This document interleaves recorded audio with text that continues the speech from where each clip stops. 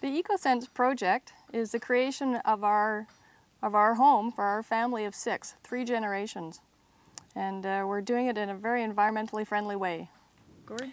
With our home, what we'll be doing is we'll be trying to create a lower footprint on nature by incorporating solar PV, wind generation, rainwater collection systems, have the heating through solar thermal collections and heating our domestic hot water and our space heating, doing a human manure composting system for our bathrooms so we're not having black water, have a gray water catchment system that irrigates our fruit trees, and also by setting an example of how you design a house for these systems and how you better use energy, or you have an energy shift and how you approach energy use within the house. Yeah, a different philosophy about how we use energy and how we live with nature.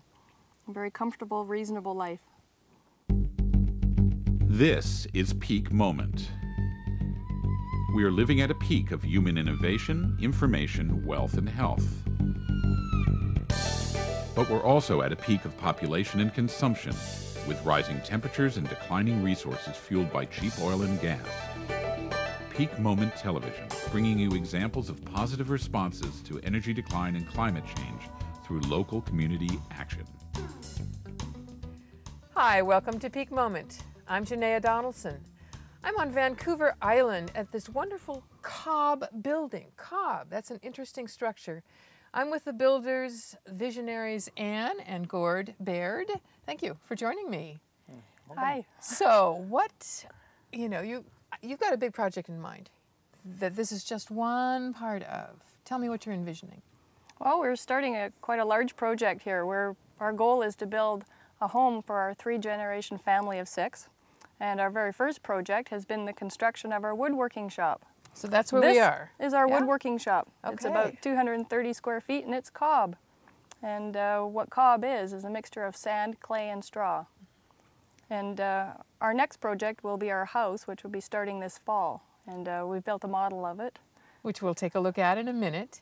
What I want to know is, why did you embark on doing such an unusual thing? As cob material, and I know there's going to be more. I mean, what prompted you? Well, we wanted to build a home that was sustainable, that is what you call a net zero home, that doesn't require external energy. You mean while you're using it? I mean while you're living it in while you're net using zero it, energy? and when you look at a conventional house, there's embodied energy that goes into building a house, and that embodied energy comes from the trucking of materials, the materials that are made, and the materials that are used inside. So we wanted to stay with something. Our whole theme is to be very low impact, and to do it sustainably and to do it comfortably. And so the choice to go with a natural building method such as cob is, for us, is the sort of the eye candy of the project, which shows that you can build with a low embodied energy. The clay comes from the property, the sand is local, the straw is local, and you can build it with your own hands. You can build it with your own hands. I was thinking about this. It's like you don't have to be a contractor, or it appears. I mean, it appears to be just, just packing the cob and just building up and up and up, and eventually at some point you're going to have to do a roof and other things. So that's where most of the wood comes in, is building the roof. So you're going to be trying to get that wood locally from We've got it locally. harvested? Yep. You have? Yep. All right. Wonderful. Yeah, it's right over there. So we'll take a look. So the big picture is a low ecological footprint. Absolutely. Right? Yeah. Why think this way? Why do you approach this, doing this? Well, I think that for us, we like to think that we get the bigger picture. We like to think that global warming is something that is happening, and we trust the science that's out there. And you can look at the general culture in society, and most people prefer to ignore it. It's true. And we don't look at ourselves as being any different than anybody else, and we think that we see the bigger picture. We see peak oil coming. We see the change of climate. We see the impact upon the other species. We see the impact upon local farming. And we basically want to be able to have a good, clean conscience about it. We want to be able to teach other people about it. We want to be able to teach our kids about it. Live by example. Live by example. It's the strongest message, isn't it? Because one of the things it says to people is these are not just ideas. Real people can do this without engineering degrees necessarily. Real people can live. And not only that, perhaps live joyously, yeah? Enjoying their lives. A reasonable life. Yes, a reasonable life. And a reasonable life is something different to everybody. Yeah, yeah. So you've defined it as not having to put, you said net zero energy or close there too, is that right? Yeah. So describe how you go about doing that. Because certainly peak oil and climate change are saying less fossil fuels, right? Yep. Less material use, right? So how are you going to do that? Well, a building like this doesn't require fossil fuels. In fact, we had a workshop to help build it. And the fuel was food. People were the labor. The fuel was food, and the byproduct was community. Yes, yes. And I imagine people had a good time. Oh, it Yeah, was fabulous. absolutely. We've made lifelong friends from this. Yeah, and with the house, what we'll be doing is our house will also be a cob structure. Okay. And our power will be coming through solar photovoltaics and wind. So you're at a site that allows you wind as well. Yes. Perfect site, yes. Yeah. Wonderful. We will have our heating will be solar thermal collection, and we'll have the solar thermal collectors be able to do the domestic heating through hot water. hydronic, Okay. and also the hot water heating. So you're heating both your space, Our your space building, heating, yes. the floors? The floors, The yeah. floors with hot water coming from collectors off Yep. the sun, heat by Yep. the sun, and your temperature hot water for your washing and so on. Yep.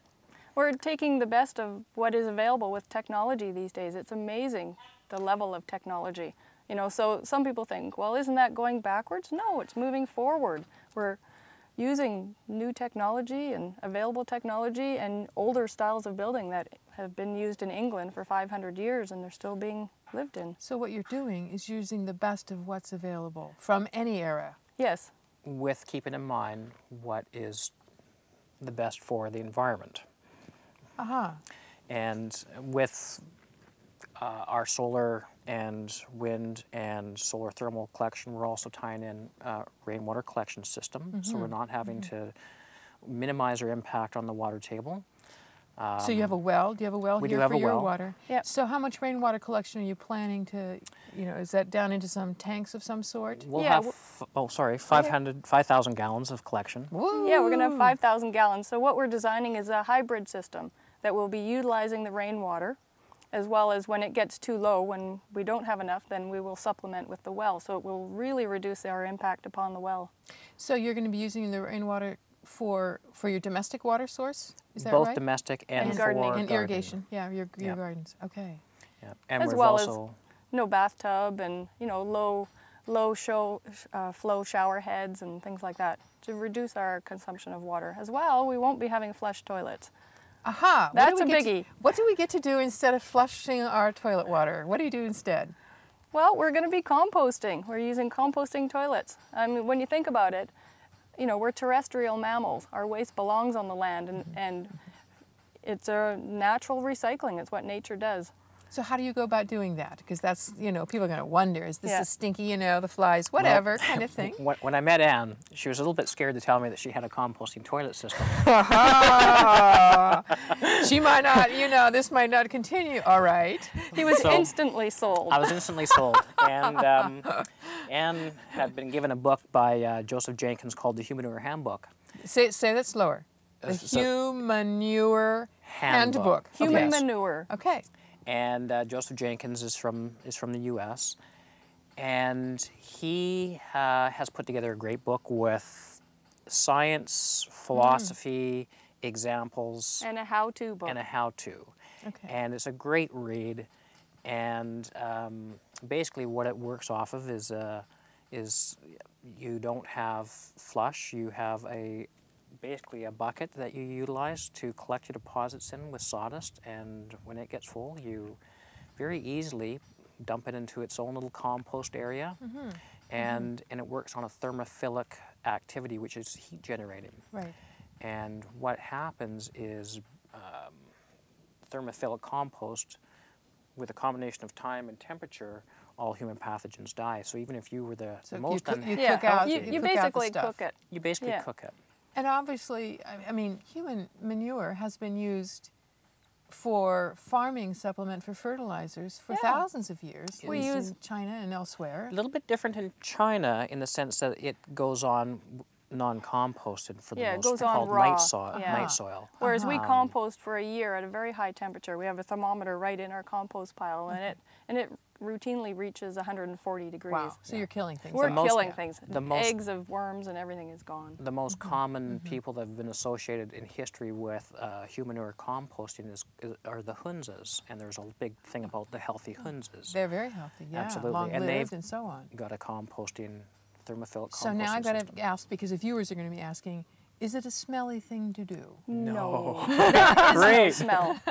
Nothing gets into the compost pile. There's no smell in the bathroom. It's a Nice. superior toilet. Absolutely. Even when we got married, we had 65 people through, and you can't make the bathroom smell. That's nice. That's probably a shock to everybody. It's like, Absolutely. this really works. So that's Well, just one of the pieces. that's going to say One of one the of your pieces. systems. So thank you. We can get into that. So you're using electricity from your photovoltaics and your wind. You're using hot water to both heat your floors and your domestic hot water. You're doing a rain catchment for your. I'm just making sure I get all this here. Yeah. There's going to be a quiz later. Rain catchment for your water, supplemented by your well as need be. You're using composting for your human wastes Yep. and Yep. probably garbage scraps as well. Oh, You know, absolutely. kitchen, Everything so goes in garden there. and everything goes Everything. into your compost. What else are we thinking about here? We're also, sorry, I'm all excited. We're all excited about this. We like talking about it. When we're looking at our energy usage, where we're talking about we've got our energy collection systems, but we've also, a big part of what we want to show an example of is that when you build a house or anything, that the way that you design the energy usage is completely different and yet very wonderful.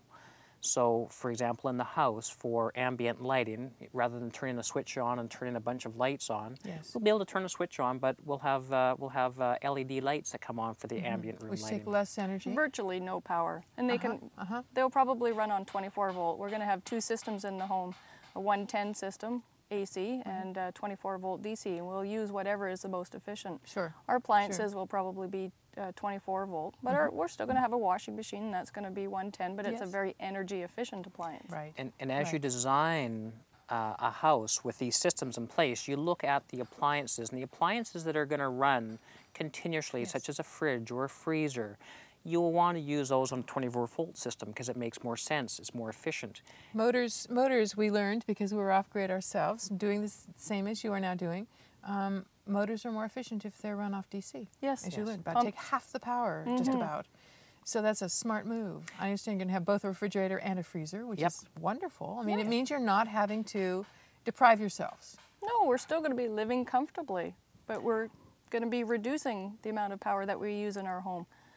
Not going to be considerably. wasting it. And, Yeah. and the other thing behind that goes one step further to system design for energy usage is also how we use the energy. So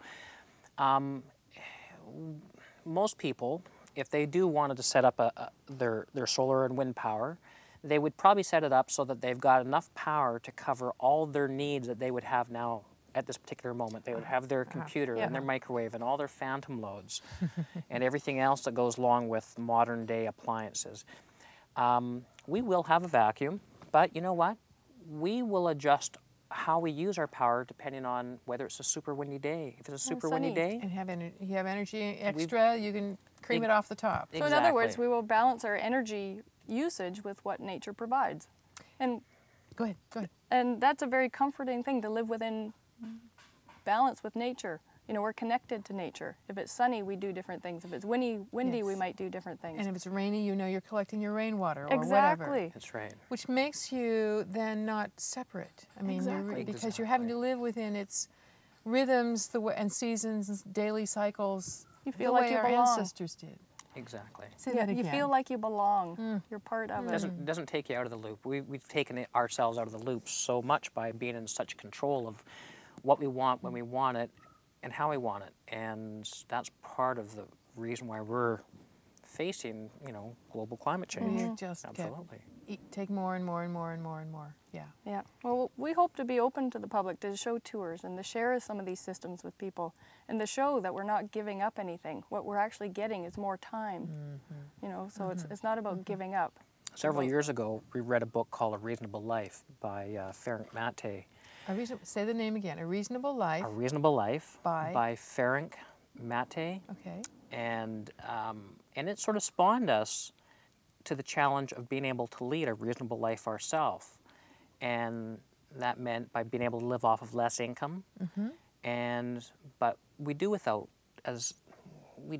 less, which means we do with less material things. But we have more time for family and friends and community and to volunteer. Exactly. And that's another important So you're part choosing of it. not as material a life on a materialism level, but for a quality life. For a quality with life. Relationships, with time and energy to be here and breathe and relax. Think about our standard culture that we're in right now. People have this push to gain more stuff. And as you gain more stuff, you have to work longer. And then you have to insure it, you have to maintain it, you have to pay the interest on it, and then you have to work to make sure that those are all covered. And then you don't have time to make yourself a healthy meal. You have to buy prepackaged foods. Which come from far away, which are going to get more expensive as the oil prices rise and so on. And that's another part of our project. We're planting organic gardens and to be able to grow a lot of our own food. Wonderful, Yeah. Wonderful. You've got a several-year project here, obviously, or maybe really the way you think it, a lifetime project. Yes, It's this a isn't life- a project. it's a- It's a life. It's a life, exactly. So and it's very fitting and it's very rewarding. And as I mentioned to you just before the cameras came on, is that last week I quit my last day of a paying job. Yes. It hasn't sunk in totally yet, Not I'm quite sure. yet. And we figured that we'll probably have another few more days of work on the workshop to be able to get the roof on, and then we figure it will take 6 months to build the house, and hopefully within a year we'll be living in the house, and then we start on the gardens, and we start on the orchard, and we start on the greenhouses. And the chickens. And the chickens, and the we whole just life. basically move that, and we'll be able to supplement some of our income from tours or from seminars or... Because we're not independently wealthy. We do need to produce an income. So I can see that you've got a lot of potential here for a lot that people could learn and gain from. Absolutely. Yeah, from the centers. So I want to get back to this sort of the motivation question. This is a rather radical departure from most people. You obviously have, I don't know, a philosophy or some values in here that you've really thought about, that are different from the standard American and Canadian and Western world consume, grow forever, that our advertising at least seems to say that's the way of life that you all want.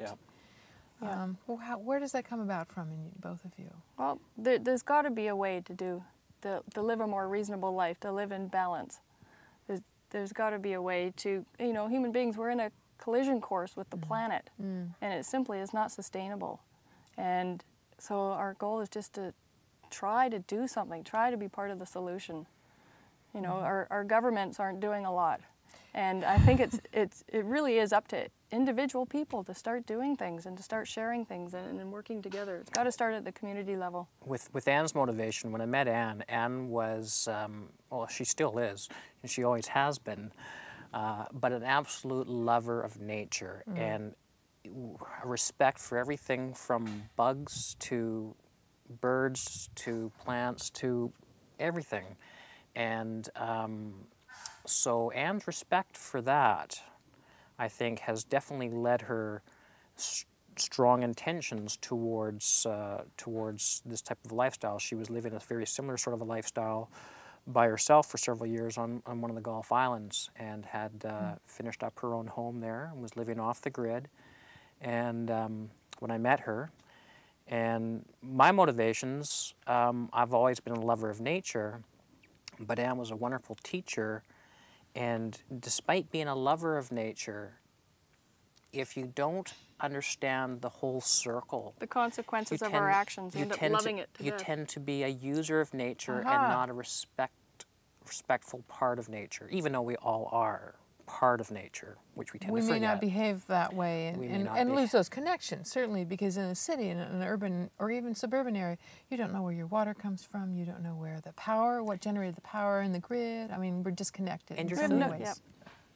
I mean, how many people have had to go and collect their own meat, for example? Yes. People do not. That's right. That's the dirty part. That's That's behind right. the scenes. That's in the buildings. Garbage as well. Where does that garbage go? Garbage is a human concept. There's no waste in nature. That's right. Yeah. That's right. Yeah. So what I see in your systems here is to minimize the stuff that cannot be reused in some Yep. form, Correct. some way or t'other, you know. I mean, there's environmental cost to making solar panels, and there's environmental Yes. cost to making Yes. wind generators, but There's sustainable costs. there's though. sustainable costs that you can weigh over the long term, and you can weigh your footprint compared to what your footprint is now. And if you make progression, then that's good. We're in the right direction. It will be really fun in about 3 years to come back and find out, if you decide to do the calculations, how much energy, you know, do you used to use, or does the average Canadian use, and how much are you using, so that you can see relative to water and heating, and you know what the balance is, what your footprint is. One of the things that part of us doing what we're doing, of course, and education is a really big component of it. And so we've just started to work with an engineer out of the University of Manitoba, and he's got a couple students that want to be involved and do some research on the project. So one of the things that we're doing is, well, we're doing a grey water system as well for irrigation, which we didn't mention, but Anne's a biologist background and loves grey water. And so hopefully we'll have a student that'll be working with Anne on the grey water system to be doing documentation of it. And there was also talk about a student to document the energy, the embodied energy in the buildings compared to the average conventional North American home. And actually measure the energy use Excellent. of the Great. building, the entire package. That's going to be impressive, because you're doing it in a different way. So you can't measure just the propane coming through, you see, to heat the place, because you're doing it in a very different way. Which reminds me, even though we only have about 5 minutes left, I really wanted to go back to the house that you're going to design for just a minute, just in terms of how you've laid it out. So you're designing for 3 generations. Yes. Right. So you've laid out the house. Just talk about a little bit about, you know, what the model will show us. Well, the model is, the downstairs on the home is about 1,700 square feet.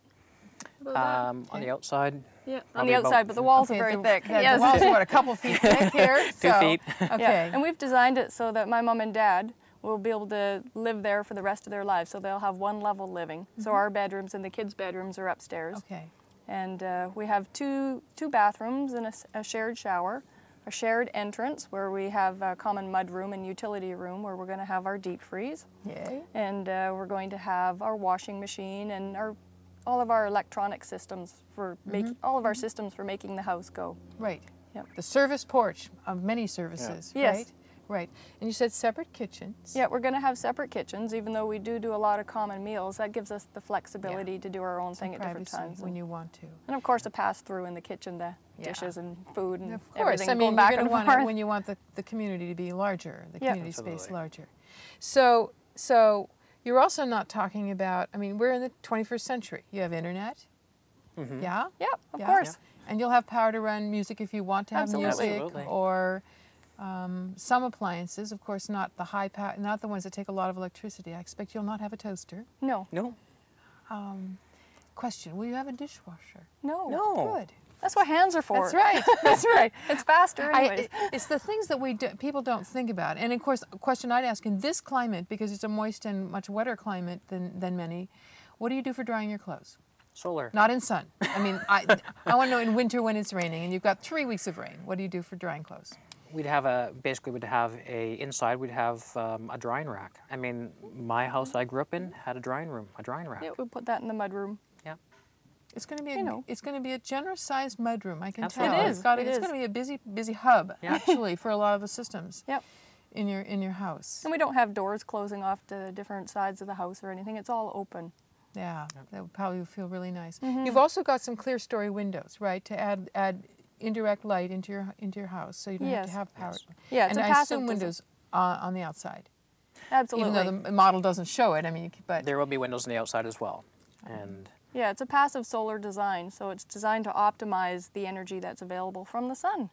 So we have the clear-story roof, right. and that lets light in, but in the summer it will shade the windows so that the light doesn't heat up the house too much. I see. And with cob, it's a thermal mass, and we will be heating the thermal mass. so in the wintertime, when you want the heat and the sun is lower down, it will come through the windows, land on the thermal mass, land on the cob floor, Right. warm those up. In the summertime, when the sun's higher, it'll be shaded, so you won't be getting I that see. thermal So it's mass doing heated both. up. So we won't need air conditioning, and Right, because this thermal mass is going to keep the cool of the Beautiful. evenings Yep. That's right. in the house in the daytime. we would do some simple things like plant some deciduous trees on Yes. the western side, and simple things like that. I am so excited for you both. I cannot wait to come back and sort of do an update version. Well, we'd love to have you to come back. Well, then Absolutely. we'll do the next tour. Actually, is what we'll do at that point. Because this point we've got the shed for the tools and so on. Yep. So in our last minute here, tell me what you love about what you're doing. What moves your heart? It's wonderful to finally be doing something in my life, anyways, from my perspective, that I believe in. It feels good. Feels good. And Feels it's rewarding. Wonderful to be able to do it with somebody to be able to work with somebody that shares, it's a wonderful partnership, and it's a wonderful challenge, and it's a wonderful thing to be able to do it together. Yeah, we love the challenge, and Oh, I see that. I mean, what you don't notice is that their tails are wagging. Thank you so much for giving us the tour and your perspectives, and we wish you well, and I think you're going to do beautifully, and for sharing it with your community, to have that sensibility that it's not just for you and just for your family, but that you want to share that with everyone, because we need far more people doing as you are doing. Well, thanks for taking the time to visit us. thank you. Thank you. You're watching Peak Moment, Community Responses for a Changing Energy Future. I'm Janaea Donaldson. Join us next time.